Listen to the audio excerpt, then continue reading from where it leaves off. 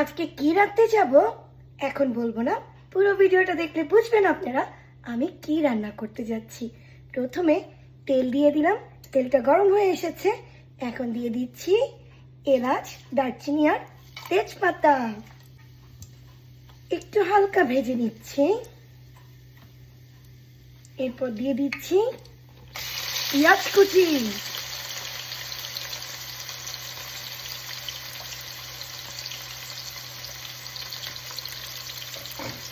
পেঁয়াজ কুচিটা একটু হালকা ভাজা করে নেব।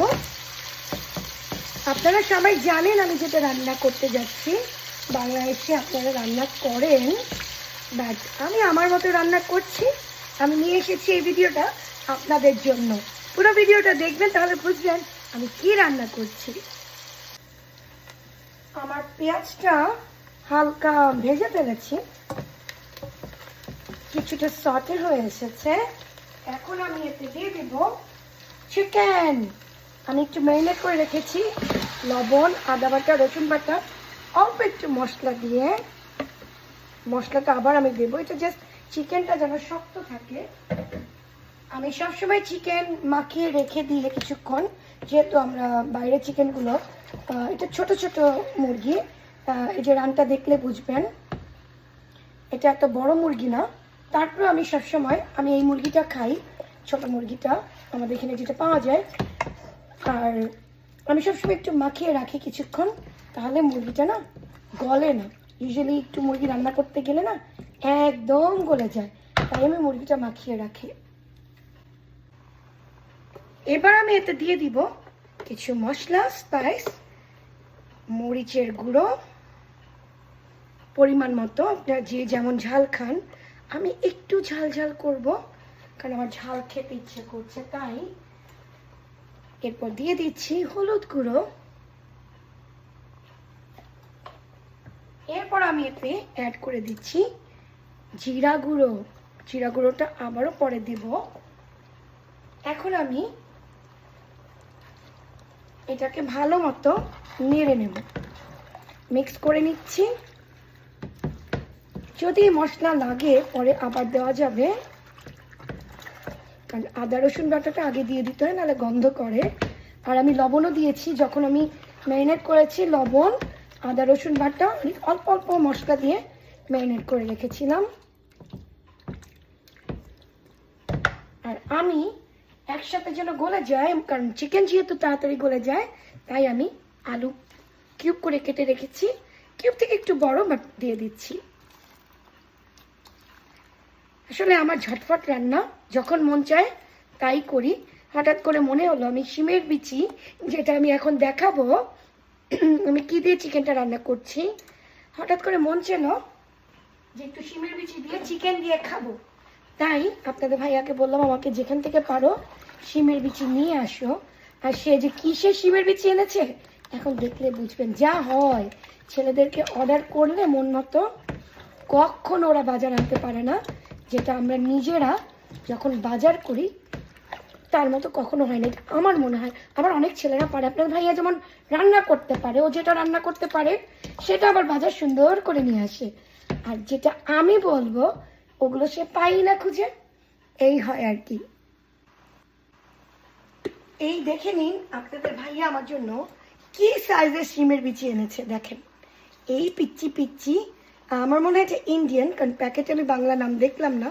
আমি বলেছিলাম দেশি শিমের বিচি আনতে, আর সে ছবি দেখে নিয়ে আসে। পরেও নি, কারণ এক এক দেশে এক এক রকমের সাইজের শিমের বিচি পাওয়া যায়, তাই না? যাই হোক, আমার খেতে ইচ্ছা করেছে, আমি এটা দিয়ে এখন রান্না করব। দেখি কেমন হয়, আমি কখনো খাইনি। আর আমি এখানে 3টা মুরগি নিয়েছি ছোট ছোট, কারণ আমি যাই রান্না করি আমার মেয়েকে একটু দেই, কারণ ও একটু পছন্দ করে চিকেনটা। ওকে সবসময় রান্না করলে একটু বেশি করে করি, যে কোনো আইটেমই করি না কেন আমার মেয়েকে একটু পাঠিয়ে দিই। তাই এখানে একটু বেশি চিকেন হয়ে গিয়েছে, কারণ এতগুলো চিকেন আমি রান্না করলে 1 মাস যাবে। এখন আমি এটাকে কষিয়ে নিব। আমি আবার ফেরত আসবো আপনাদের সাথে এই ভিডিওতে। আর হ্যাঁ, আমি একটু অ্যাড করে দিচ্ছি কাশ্মীরি লাল মরিচ, কালারটা সুন্দর আসার জন্য। আমি সবসময় কাশ্মীরি মরিচটা আমার তরকারিগুলোতে অ্যাড করি, কারণ কাশ্মীরি মরিচটা দিলে কালারটা সুন্দর আসে, একটু লালচে ভাব আসে। কারণ আমাদের এখানে তো আর আমরা ভাঙিয়ে মরিচ পাই না বাংলাদেশের মতো। আপনারা তো অনেক লাকি, সবাই ফ্রেশ ফ্রেশ খাবার খান। আমাদের কপালে ভাই এগুলো জুটে না।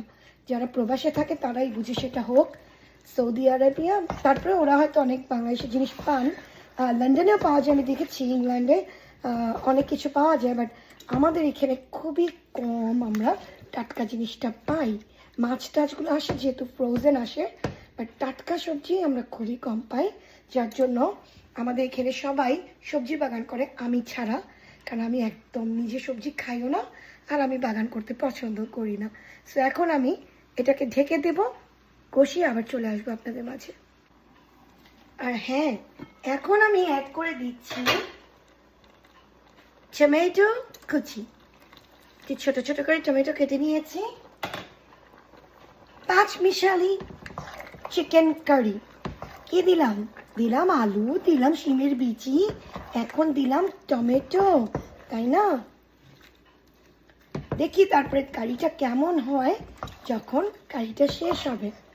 আর এখন যথেষ্ট পানি আছে, আমি আর কোনো পানি অ্যাড করব না। এই পানিতেই ভালো মতো কষিয়ে নেব, তারপর দেখা যাক। এর পরের স্টেপে আবার চলে আসব কিছুক্ষণ পরে, পাশেই থাকবেন। রান্নাটা হতে হতে একটু সময় তো লাগবে, এর মধ্যে আমি কমলা খেয়ে আসি। ছোট ছোট কমলা, কিন্তু খুব মজার। আর রান্নাটা এর মধ্যে হয়ে যাক, সময় তো একটু লাগবে। চলে এলাম, দেখি তো কি অবস্থা। অনেক পানি উঠেছে, পেঁয়াজ, তারপর মশলা দিয়ে দিয়েছি, টমেটো, সব কিছু থেকে মুরগিটা যেহেতু আমি ধুয়ে ঝরিয়ে নিইনি, যেন পানিটা একটু বেশি উঠেছে। আর আমার এক্সট্রা আর পানি দেওয়া লাগবে না।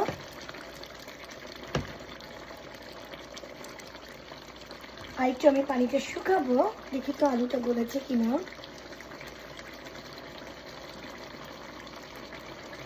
একটু গলবে, আমি আবারও ঢেকে দিব, আবারও চলে আসবো কিছুক্ষণ পরে।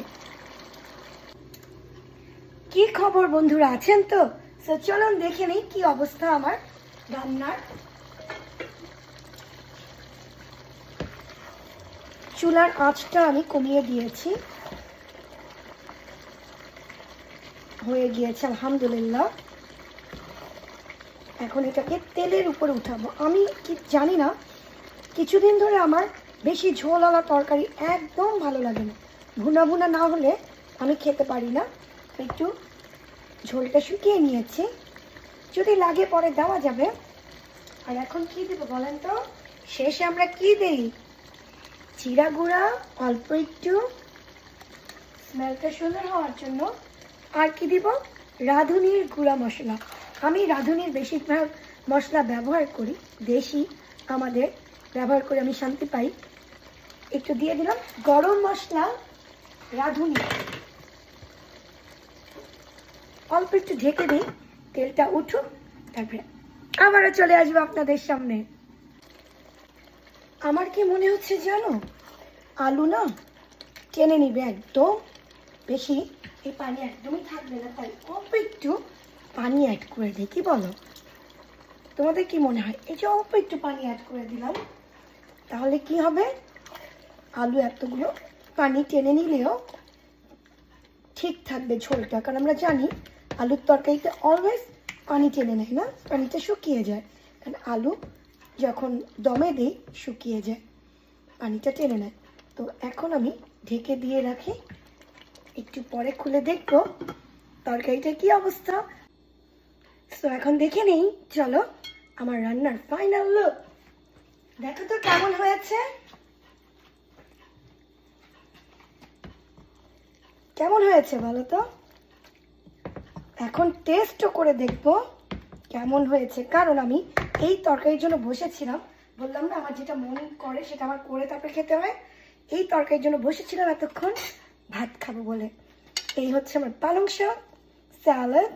আর আমি এখন নিয়ে নিব, আমি যেহেতু হাড্ডি পছন্দ করি, হাড্ডিওয়ালা কি পিস আছে, এই যে বললাম না একটু খুলে যায়, অনেকক্ষণ ধরে রান্না করছি না। আলু নিব, আমার আলু অনেক ফেভারিট। এই হচ্ছে আমি নিয়ে নিলাম। খেয়ে নিই, তারপর এটাকে ঠিক মতো রাখা যাবে। আর এই হচ্ছে আমার খাবার, ডিনার প্লাস লাঞ্চ। আর সাথে আমি নিয়ে নিচ্ছি মরিচের আচার, প্রাণের। বললাম না আমি দেশি জিনিসটা খেতে বেশি পছন্দ করি। আমি প্রাণের আচার নিয়ে নিলাম, একটু মরিচের আচার। এখন আমি যাই, সাথে আর কি নিলাম বলো তো, জানো তো তোমরা? Coke zero. আমি সবসময় এটা খাই, নর্মাল কোকের থেকে আমার কোক জিরো বেশি ভালো লাগে। সো আমি যাই খেতে, তোমরা ভালো থেকো, সুস্থ থেকো, আল্লাহ হাফেজ।